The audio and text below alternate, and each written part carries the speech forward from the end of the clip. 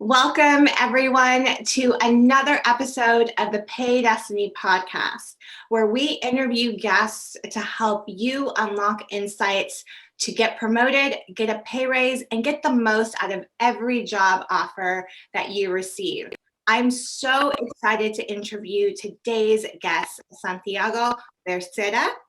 I'm Adriana Herrera, your podcast host and founder of PayDestiny, a new software platform for women and underrepresented professionals to access tools to get promoted, get a pay raise, and reach career goals.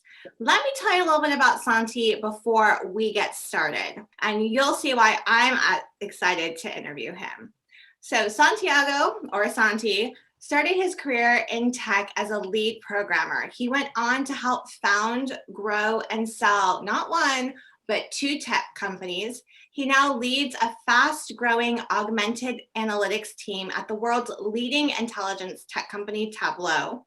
Highlights of Santiago's career include being the co-founder and CTO of Xcelsius, a business intelligence dashboard. At Xcelsius, he developed the initial proof of concept and patented key technology components. He hired, trained, managed, and the development team and was responsible for product and development. Xcelsius was acquired by SAP and integrated into the business objects portfolio. He then went on to lead a team at Romabi, a business intelligence app, as their VP of engineering, where he led the development team through periods of rapid growth, significant product expansion, and merger and acquisition activities. His contributions helped Romabi also sell to SAP. Santi, as I know him, is someone that I've known for many years and am honored to call a friend. Welcome, Santi, to the PayDestiny Podcast. Thank you, Adriana. Really appreciate it. And yeah, stoked to be here. So we can give our audience a little context. Are you someone who makes hiring promotion decisions as a decision maker, or someone who has gone through these experiences as an employee, or both? So pretty much it's been both. I started off my career, you mentioned being a lead programmer, but I actually started off before that as sort of a software engineer. And so there was a period in my career where I was the one getting hired and trying to negotiate my offer and navigate through the whole promotion thing. At some point I became a manager, and then from that point forward, I've been actually just doing both at the same time. I would say that right now, in the position that I'm in, I do quite a bit of that. My team is about 60. I've got about a 60-person team, and so I'm both managing that process and also helping mentor some of my managers to get better at that process of helping their employees go through that and hiring as well. Awesome. The audience is going to love your perspective then on some of these questions, because not only do you have the employee side experience, but you're also leading a team of 60, 70 people and making those hiring decisions. So you have to think about it from all angles, specifically when you're working for a large company like Tableau. How many employees does Tableau have? So I'm going to botch the exact number, but I'll just say we're about 3,000 to 4,000. Okay. And as you may have heard, Tableau was acquired by Salesforce a year and a half, 2 years ago. And so now we're actually part of a 40,000 or so person company. So pretty both in both cases pretty large compared to some of my other startup experiences, which is at one point we had as little as 2 people up to wow. 50 there.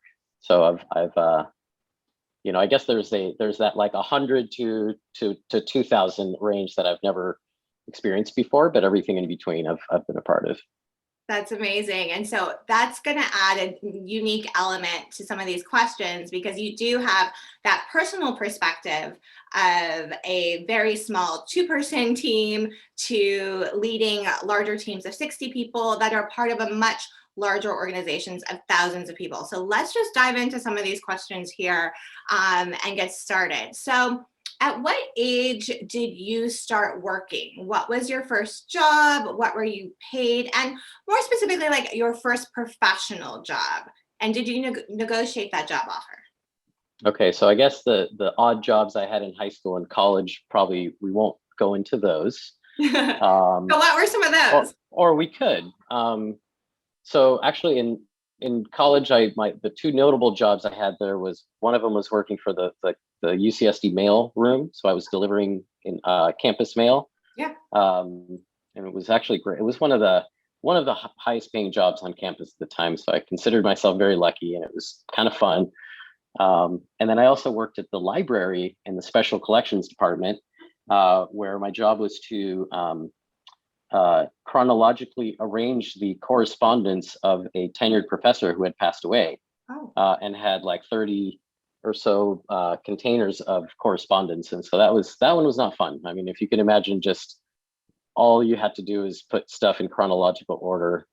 And the only perk was that I got to kind of read it as I was doing this. So I actually kind of got to know this professor through his mail, which I guess was a little interesting. But those were my two like pre-career jobs I had. Got it. And so now thinking about your post college careers, and those sound actually kind of fun and not too stressful as a college student. Thinking about your first job, you had your degree, now you're out in the real world as a young professional. What was that job, and did you negotiate your job offer? So the job was, and the reason I'm kind of thinking a little bit here is because there was an oddly fluid transition from an internship that I had right before I graduated to I graduated, and then I just slid into a full-time salary position that was the continuation of that internship. And so I think those were, it was a little bit odd because it was kind of fluid. So when I applied for the internship, there was, the answer is no, I did not negotiate. And so I might as well say up front that I'm not a great negotiator. And so there's certainly cases, and I'll talk about a few cases where I did, negotiate. But in that early time, the answer is no. There was a set rate for an intern, which I gladly took. And then there was sort of there was a grant. This was an academic project, and there was a grant that had a certain amount to it. And I just kind of slid in. And back then it was not in my, I just didn't really think about that stuff. I don't know. It was the age. I was just, I really liked what I was working on, but my mind frame was not in that mode yet. I was just kind of happy to have a job, getting experience, and being given the opportunity. Totally get that. Some of my first jobs were actually out of school, were grossly underpaid. In school, I got paid really well, working with UCLA, doing behavioral therapy with kids with autism. I would go in-house and do counseling, and that was really well paid for a college student. But outside of school, I was just happy that someone would hire me, but what I did was grossly underpaid. So thinking about that first job and then moving on to your next position post-college, what was the point where you're like, okay, I've got some experience, I've done my internship, I slid into this first position, and now I'm ready to take that first step in my career? What was that moment that you had there? Yep. So I did go back to school for half of a master's degree. Okay. And then after that, I ended up taking a job with a video game development company here in San Diego as a video game engineer. And kind of like keeping with this theme, like I was so excited to work at a video game company that I, again, did not even, I had started thinking at that point, I was like, well, should I, is this the right salary? But I was still like, well, you know what, I'm just going to take it.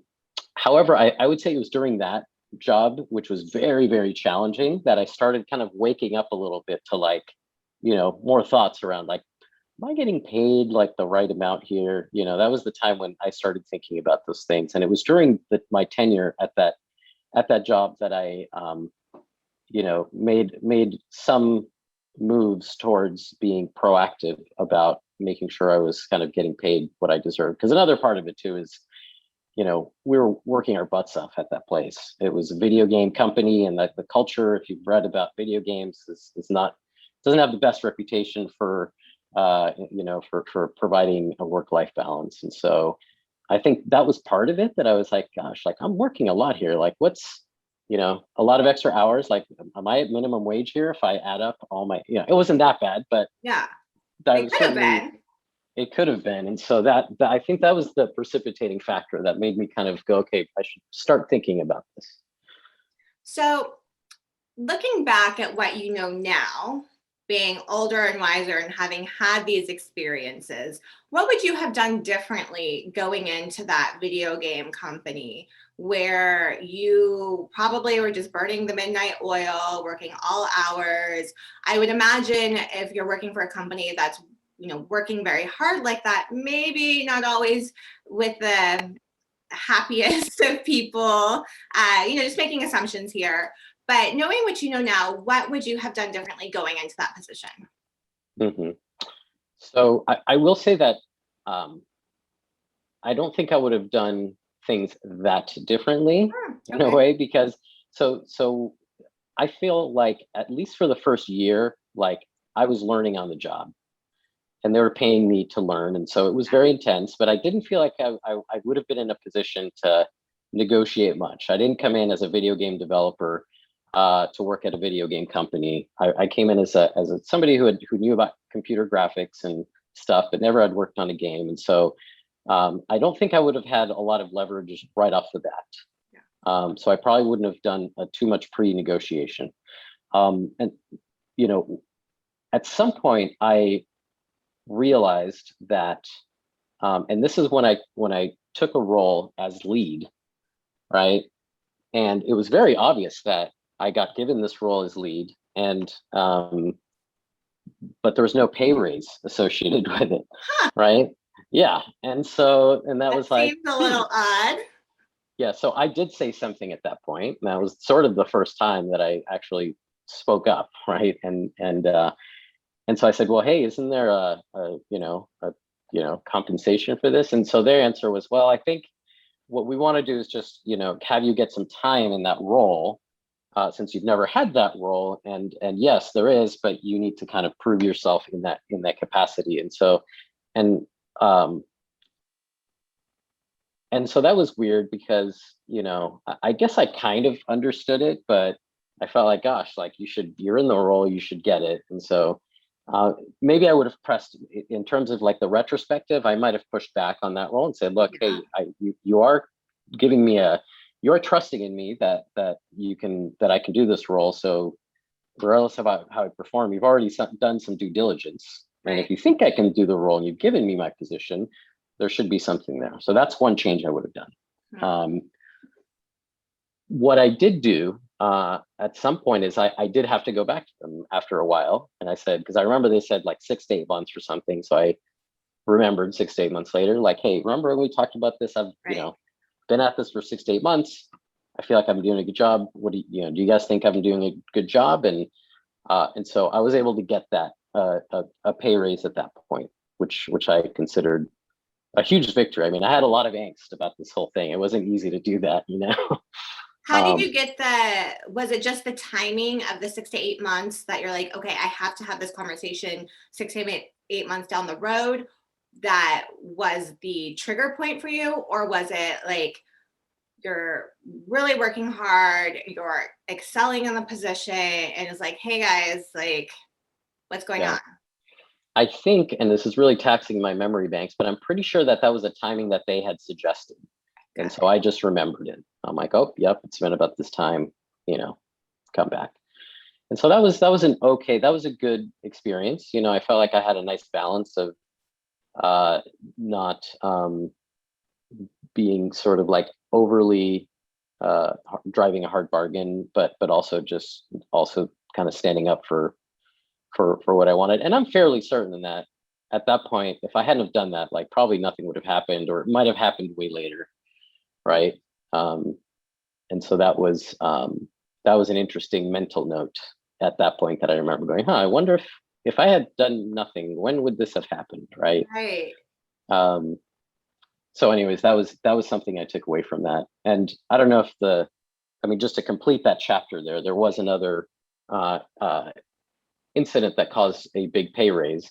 And this one was a little bit different. And so I don't know I mean, do you want me to talk about this one, or do you want to move on to something else? Yeah, I mean, if you think it's really relevant to the conversation, like let's keep going.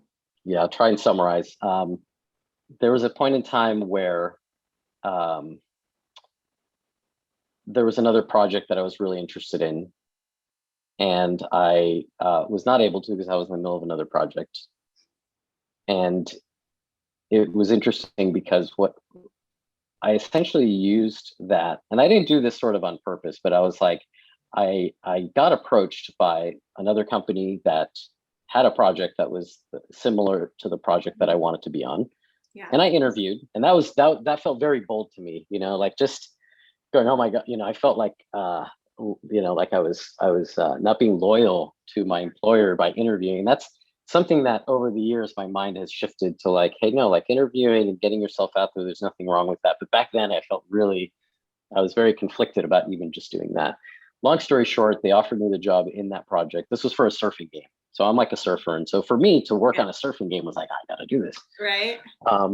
And I came back and I basically said, look, this other company offered me a job being the lead developer on the surfing game. And, I don't know what to do. Like I love this company, but this is super important to me. And it was interesting because I was able to, they matched my salary that this other company was offering me, which is quite a bit more. And they basically said, look, we'll support you in wrapping up your current project so that you can move on to the surfing game, not right away, but as soon as we can do it, we'll figure it out. And so that was an awesome outcome. I didn't approach it purposefully. I was just trying to follow like my passion, but it had this effect of opening my eyes to like that especially if you're motivated by like really following your passion, like really good things can happen. Well, and it's interesting too, right? Because it's the second you had this other offer that sounded significantly more than what you were making at the company where you were at. And they obviously recognized your value because they wanted to keep you there. They wanted to keep you going with this project and continuing to contribute. They were able to match that right away and, be flexible and supportive of this idea of you moving over to this other company, which actually, did you move to that company or did you stay with the company you were at? No, I stayed with the company we're at. They matched my offer for this other company, so I stayed. Moved over to the other company. So that's really interesting because had you not had that other offer where you felt like you were cheating basically on your employer, you probably would have stayed at that same level of compensation. And at this point, you're already several years into your career. You have some experience. You're leading this project, but yet you were obviously undercompensated by your team, which also sounds a little interesting. So was this a startup or was this a larger company?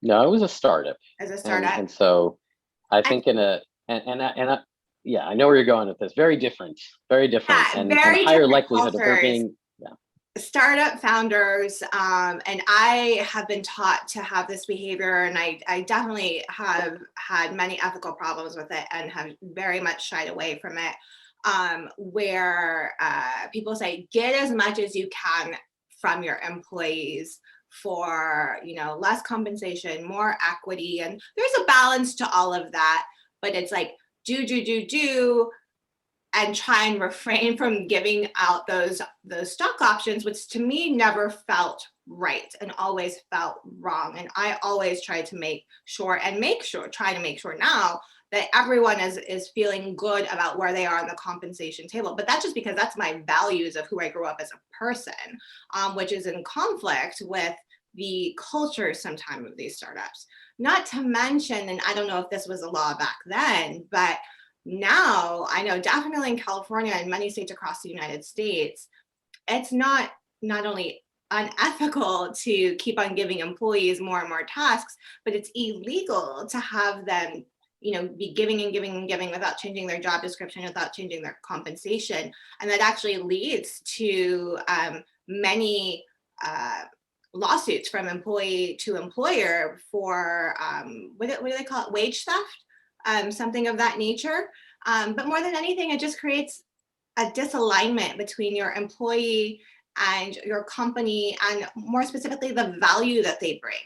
And so it's interesting to hear that. And so how long did you stay with the company after that? And I want to definitely dive into, because that's your employee experience. And I want to make sure we make time for the moment where you jump into the co-founder CTO role, and now you're doing the hiring and leading of your team. Yep.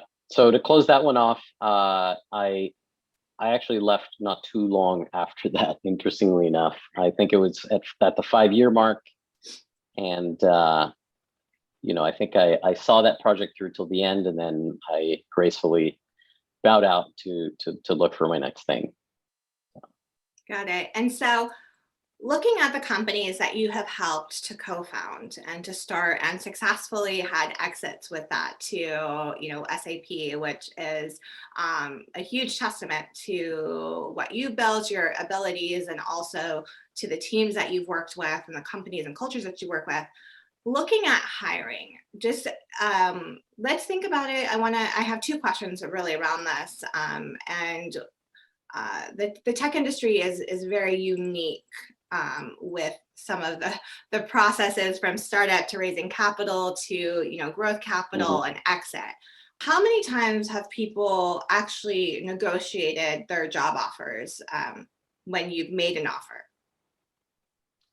It's hard to say. I've hired so many people that I can't give a number. But in terms of percentage, it's a low percentage. I think I would say roughly about 10% have negotiated the offers.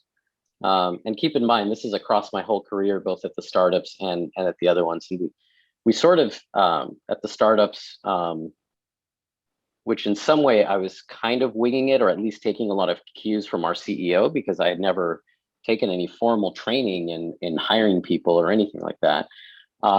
There was, at the company, there was some, I don't know if you want to call this a value, but we really tried to give an offer that was like super good, that didn't leave much room for negotiation. And that was sort of how we act, that's how we acted. And so we would prefer to just go a little bit above, but basically kind of create the vibe that, like, we're not going to negotiate this, but and we're going to value you from the start.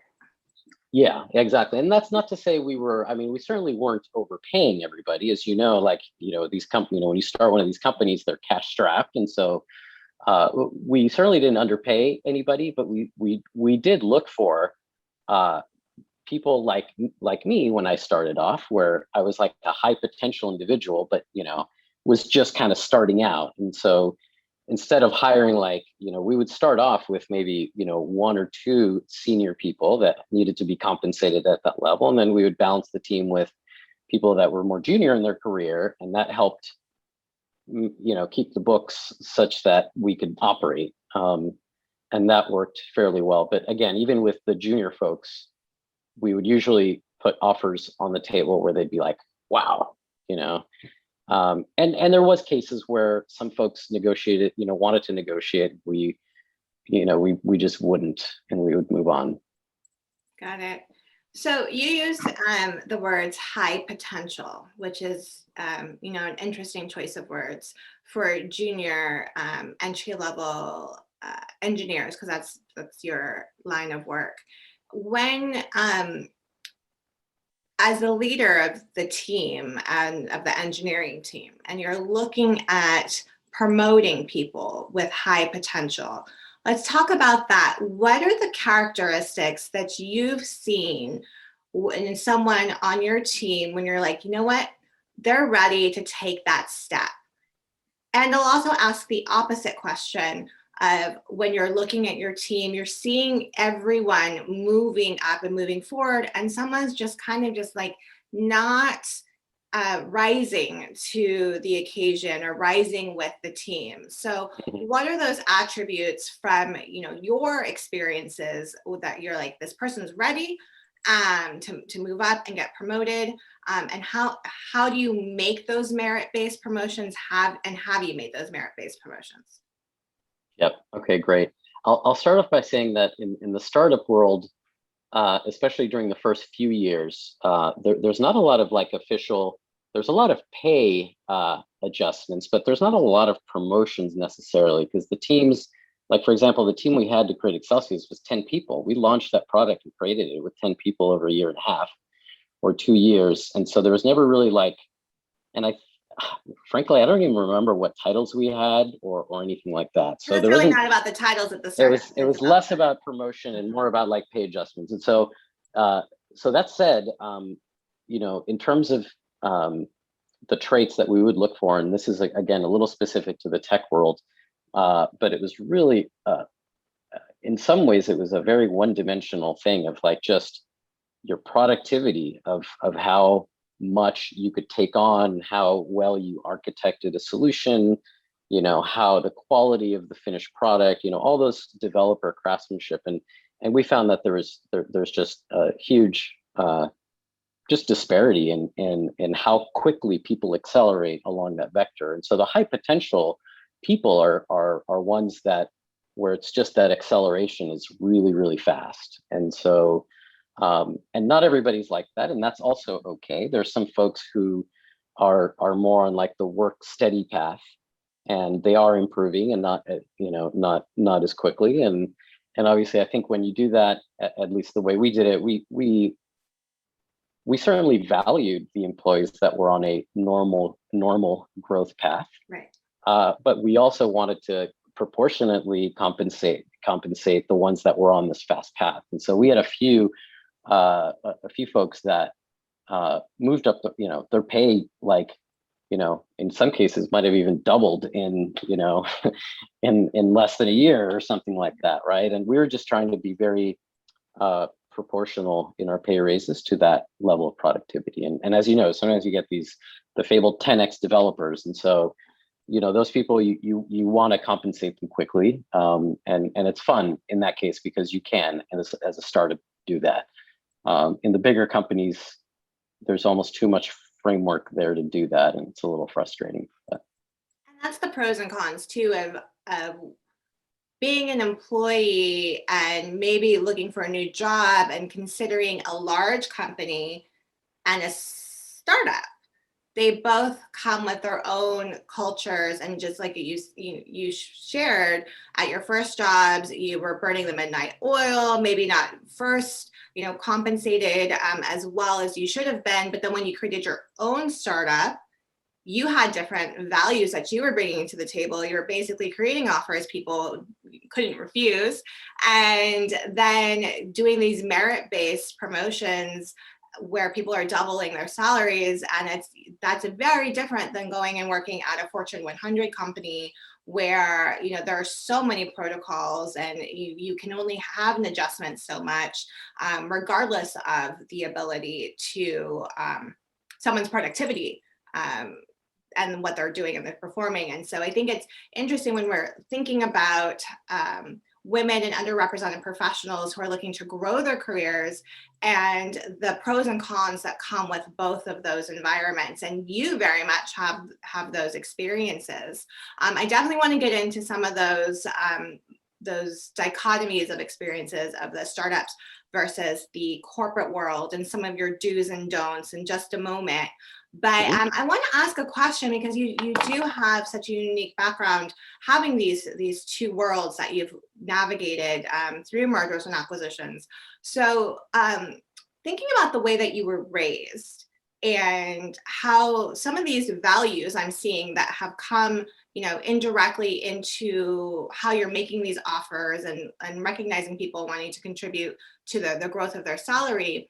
How do you think your culture has helped or hurt, or just the way that you grew up has helped hurt your professional career? Oh gosh, okay, I'm gonna have to think a little bit about that one. I think, as you know, and I grew up in a Hispanic family with and I guess you could say some somewhat traditional values and maybe some values that these days you'd look at and say like sexist values, maybe. I don't know, like things have changed, and I think they've changed for the better. But there were certainly a lot more stereotypes with what I grew up with in terms of a woman's role and a man's role and that kind of stuff. And I'm trying to think if that affected me. And I guess I'll just throw in there also somewhat conservative values around, sexual orientation and things like that, right? I think that's pretty common. I don't know that those things, I don't know, right? A lot of us have think they're unbiased, but you really look at it like, no, you are. And it's hard. So it's hard for me to on the spot say whether maybe some of the upbringing, biased me or not. I'd like to think not. In terms of, I guess I was also raised in a very sort of, in a home where being super respectful was always valued, and certain level of civility was required. Although dad was allowed to get madder than the rest of us, but at the same time, there was this feeling of not crossing the line of respect and this and that. So I think I've always been someone who doesn't sort of keeps a certain bar there in terms of treating other people and things like that. And I think that certainly carried over. Do you think and it's very specific to the Latino Hispanic culture, where from a very young age, it's, my experience is respect your elders, respect authority, they know better, and, don't be combative, don't, question that too much, which I would get from my extended family, but my personal family, my father was question everything. And when you get the answer, double check it for yourself. And so I would have these two very different lines of thoughts. And I'm not really sure my father developed that line of thinking. It ended up biting him in the butt when I turned into a teenager. But that line of thinking has always been something in my mind. And I've also seen friends go through with the respect factor in work. And it's, let me put my head down and my work is going to be recognized, because,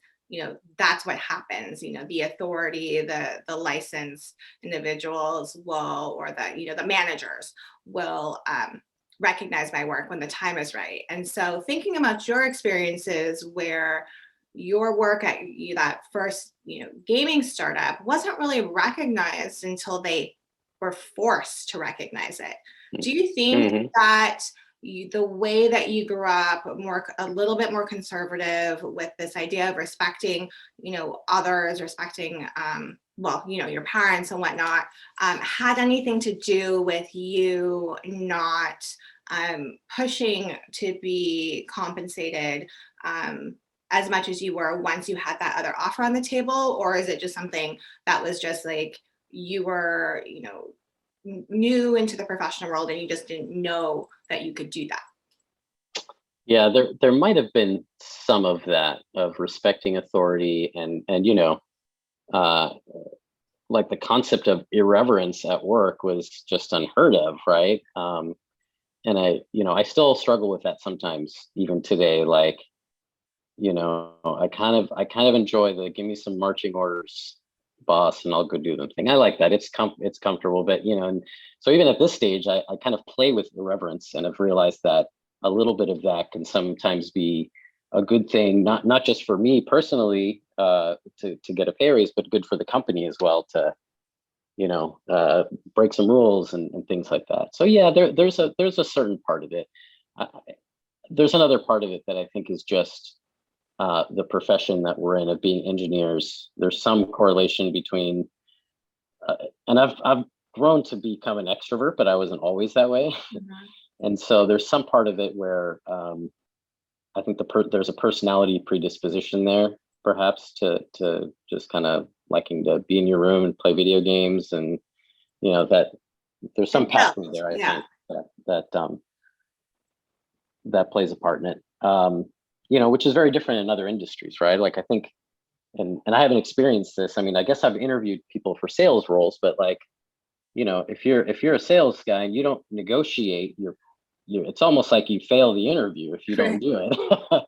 And I think it's just, so it's more expected there. And I think with engineers, it throws people off a little bit sometimes to have somebody negotiating hard, be like, wait a second, are you an engineer, or like, what are you?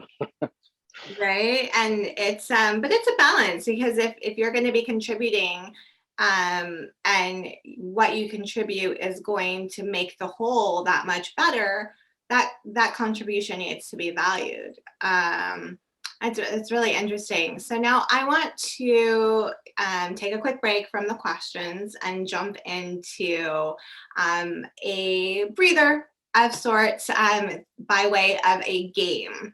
And we're going to play a game of instinct, where it's going to pull from your years of experience as both an employee and a hiring manager, where you're going to be given 3 scenarios, and you just have to instinctually answer how you would handle these 3 scenarios within 3 minutes. And so there really is no right or wrong answer, but the way you win the game is by getting through all the scenarios in 3 minutes. All right. Okay. Let me set the timer for you. All right. Okay. So the timer. And I'm sorry, in the spirit of negotiation, is there a prize? What do I get if I win? You get bragging rights. Oh, okay. Okay. And the spirit of negotiating. I love it. I love it. All right. So let me pull down. I am hitting start, and I will do my best to make sure that we get through these scenarios in time for you to actually beat the clock. Are you ready? I'm ready. Okay. On mark, set. Scenario 1. Your boss has a history of adding tasks and responsibilities to your role that are not in your job description. To be a team player, you complete the tasks despite them taking an additional 5 hours of uncompensated time to your weekly schedule. Your coworker has fallen behind, and your boss adds several of their job responsibilities to your already very full plate. What do you do? Well, I would have a very open conversation about that, and basically say, look, there's limited hours in the day. One of my goals is to maintain a healthy life balance. And even though I don't mind working harder here and there, this is not a sustainable for anybody. And so the result you're going to get if you put all the stuff on my plate is I'm going to, do 10 things and they're all going to be mediocre. Or or I could let some plates fall and do 5 of them, but this is unsustainable. Got it. Great answer. So scenario 2, you are in a meeting with 8 other people. The team is trying to problem solve a situation. You offer an idea that your boss acknowledges but moves on from. Within 10 minutes, a colleague repeats your idea and your boss loves it. What do you do? Okay, and there's might be what would I do and what I should do. It is generally my nature to let those things go. I that's just me, I guess. And so I might not make a big. I probably wouldn't say anything because I kind of have this conflict avoidance part of me. But at some point, I would in a one-on-one with either that individual or my boss say, hey, what went on there? Did I not communicate? Did you think that what I had said and what this other person said was different? Because it was kind of the same. So I would keep it quiet. I wouldn't make a fuss. I would kind of go back afterwards with the one-on-one just to make sure that, clarify things to that subset of folks. Got it. Scenario 3, before the clock runs out. You're in a meeting with 5 other people where your coworker is praised by your boss for the work you did. Your coworker does not correct your boss to let them know that you are the one responsible for the work that was completed. What do you do? I might say something in that case because that's a little bit, I don't know, that it's a tough one. That one might push me over the edge to say something right away in an obviously very respectful tone. But there's certain situations where if I get kind of a little bit mad, my face shows it. And so I might as well say something. They'll know. There's some things I can't, hide. And that one might push a button for me. Awesome. Well, you got right before the clock. Congratulations. You get those bragging rights. It's interesting because when we are thinking about the growth of our careers, right now in this interview, you have sold 2 companies, you're leading a team of 60 people at one of the world's leading analytics companies. And people are like, man, that's so cool. But that didn't happen overnight. Everything that you've done, it's been a series of little experiences that add up over time. And the path to our PayDestiny isn't always linear. And unfortunately, sometimes these scenarios do come up. And so it's fun to play this game of instinct with people like you who have these years of experience, who have a lot of, positive experience to show from it, have grown and climbed the corporate ladders and have overcome these things. And also to hear your honest thoughts where you just said, hey, I probably wouldn't say anything because I like to avoid confrontation. But, if it got to this point, then I might say something as well. And, again, there is no right or wrong answer, but if actions were to speak louder than words, the things that you've been doing have been working. And you are in the successful position that you're in because these things have been working for you. So thank you for playing that game, because that Sure. just helps shed some insights for other people. Yeah, I can see that. Thanks.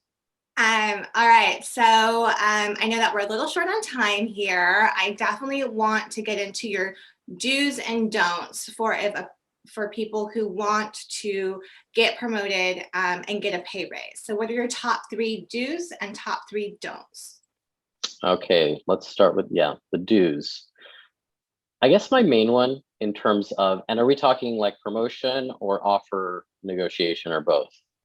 Let's talk about promotion. So, and traditionally promotions come with a pay raise. It's not, it's fairly uncommon to get promoted and not get the pay raise, but it does happen. So let's just specifically talk about the idea of a promotion that comes with a pay raise.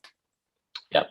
My first do is basically, as an employee, have proactive conversations and start them early. It is a lot better to come in and say, hey, this is where I'm at. I know that the next level is this. Let's talk about what I need to do to get there in 6 months, 12 months, blah, blah, blah, and get a sense of so just have that proactivity, and that mind frame, I think, is my top one. And then, I don't know if you want to consider this the same one or the second one, but get your manager to give you their honest feedback of where you're at. Is what you want realistic or not? And the reason I say that as a separate item is because sometimes some managers are a little bit, reticent to have those conversations. And so Right. just being proactive there and forward looking, it's a lot easier to do that than to say, hey, at this point in time, I want a promotion or I want a raise. Not that doesn't work, but it's a lot easier if you've started early And built and up. built up, and don't wait for your manager to be the one to have that conversation. I think that one's big. I would call that 1 and 2. And then let's see, another do. Well, here, let me, if you don't mind me ping-ponging back and forth. That's okay. Yeah. My don't, and I'll say this, I think I truly believe this for anybody, is don't bluff. I think, meaning don't say you have a competing offer if you don't. I guess in general, that's just 2 reasons, right? One, at a principal level, I just don't think it's it's not the right thing to do. Maybe this is just me, but I just kind of believe in that type of, not putting out that type of energy there. That's not to say don't go out and interview. Like I said before, it served me very well to go out and interview and have a counter offer and say it. But whenever I've done that, I've always been totally straight up. I don't inflate. If the counter offer was, 108K, I don't say it was 120. And I feel like that gives me the comfort to just feel good and solid about that. And I feel like that kind of comes across. And again, some people might be more or less comfortable with spinning things and exaggerating, but I just think it's so much better if you just, don't bluff. And it's never failed me. It's always in retrospect just been like, gosh, I'm so glad it did that, and I never have any regrets or anything like that. So that would be a don't. Oh, yeah.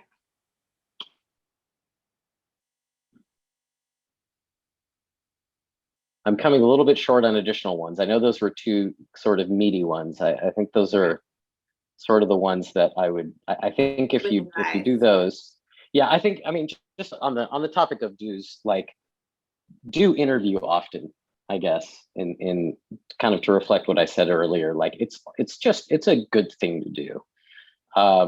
Even if you're happy at a job, and it takes a lot of time and effort, so you don't have to do it a lot, but you get approached by headhunters and things like that. And just out of the experience of interviewing, I would say do that. Like, some people say, like, once a quarter, just take one of these recruiting calls and go through an interview. I found that I didn't do that for such a long period of time because I was kind of flowing from one job to the other for a period of time, as you know, because we were talking about my angst during this period of time a couple of years ago.